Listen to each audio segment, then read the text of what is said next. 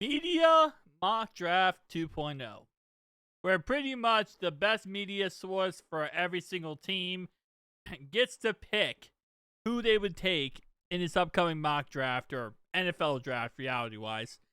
So let's get right into it. You can probably guess the first pick overall. It's not going to be that difficult.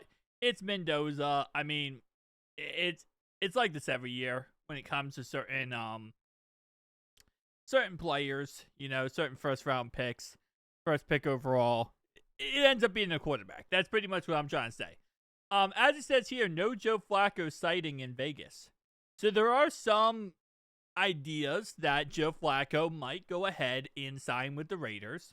And they actually might have Joe Flacco next year start the season, while Mendoza would be a backup and learning from him. Now, that's not what it looks like is going to happen, but you never know. So, Raiders, first pick, Mendoza. Second pick is Arvell Reese. According to ESPN here, Jets go with Arvell Reese. Cardinals go with David Bailey. Okay. Titans go with Bain. This would be the worst way to start off the draft for us. Because, these three guys right here, all potential guys the Bengals would go for. Arvell Reese, David Bailey, or Bain. Any of those guys get picked, we're smooth sailing for the Bengals if we pick any of those guys. Then, Sonny Styles goes number 5. This is like the nightmare. This is the nightmare draft that we're watching and we're like, yeah, oh, baby, this is bad. If this was the NFL draft, I would literally say, can we please just start over? Can we please just turn it off and start over? Because I don't think it's going the way we want it to go. So, Jets, Arvell Reese, David Bailey, Ruben Bain, and Sonny Styles off the board. Okay, the Brownies go with left tackle Monroe from Georgia. Thank you. And Tony Grossi, which has no affiliation with Tom Grossi, by the way. Apparently, Tony Grossi makes some controversial comments about the Brownies. He is a Browns reporter, but still. 7 is Jeremiah Love, and 8 is Caleb Downs. Bro, who's still available for us at 10? Alright, Cardinal Tate is next. And, okay, so they're not going to do trade downs. In this situation, I would do a trade down. I would personally trade down. Because everyone we want is off the board at this point. Oh, man.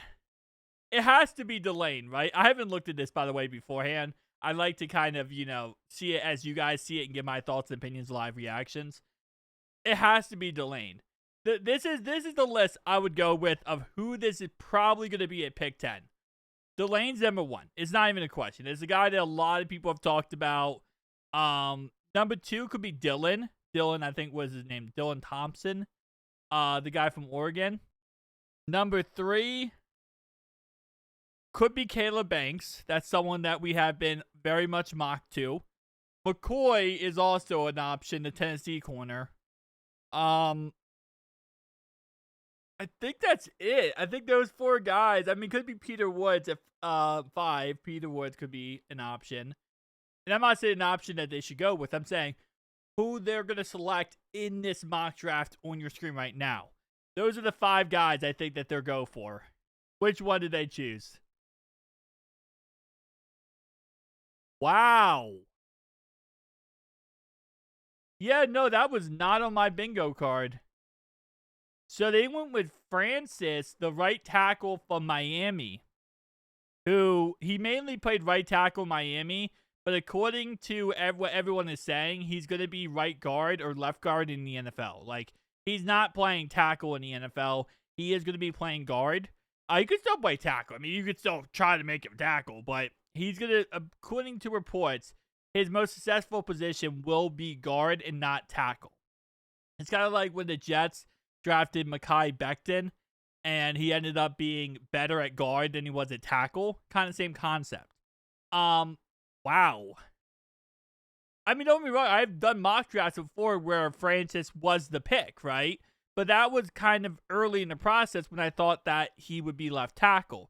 But now that it's kind of confirmed he's going to be guard no matter what, I mean, it's not the worst pick in the world. I mean, you're getting yourself a starting. I mean, he wouldn't be a starting, right? Because we have Dalton and Fairchild.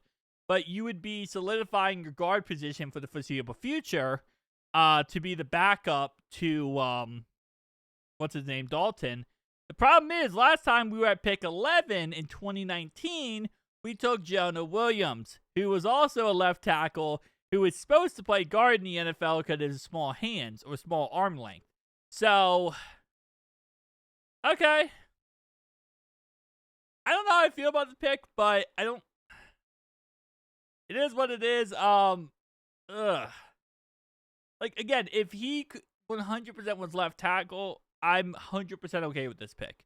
Because we do need a replacement for Landon Brown Jr. in the future. And you need to start developing your future franchise left tackle.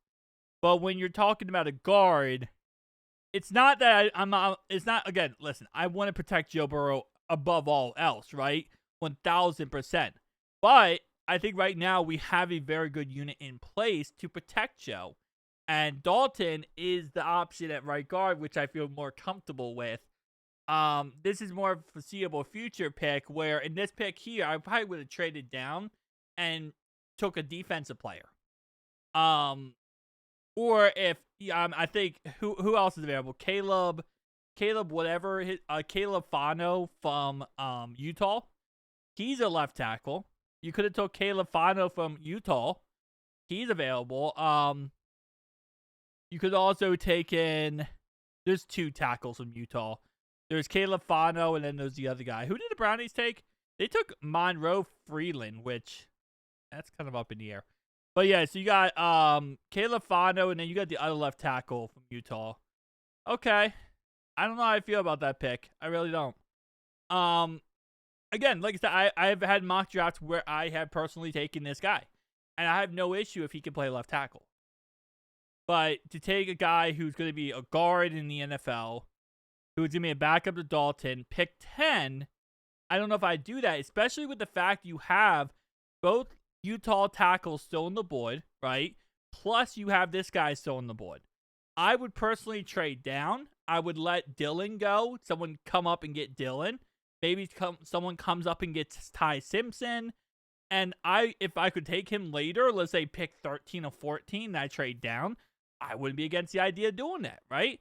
But I don't know if I would pick him in pick 10 without the ability to trade down, stack up my picks, and then say, hey, I got Francis. And everyone's like, oh, you got a guard? It's like, yeah, but I also got extra draft picks. You know, and all the guys we personally wanted were off the board. So that's kind of how I look at it. If he could play left tackle, I would take him in a heartbeat. I mean, it's just like, it's one of those things where I feel like guards are very important, don't get me wrong. Dalton obviously is not going to be on this team forever, right? He's not. But at the same time, you got to look at the fact that Dalton, well, right now, yes, it's, oh, my bad on that one. Well, yes, Dalton is, you know, great. I mean, sorry, yeah. While it'd be great to have a backup who you can eventually be the guy, right now, we're in a win-now type mentality, right? We're in a situation right now where we're trying to stack up these pieces to win now. Again, that's just kind of my thoughts and opinions. You could always take guard later if you wanted to. But, yeah. So that's it. That's the thingy. So, comment down below your thoughts and opinions. Also, a little fast shout-out to our members of the channel. Absolute legends. If you'd like to go ahead and become a member, down below, join icon. Do get custom emotes, custom badges. Add to all my videos and descriptions. I'll see you guys in the next one.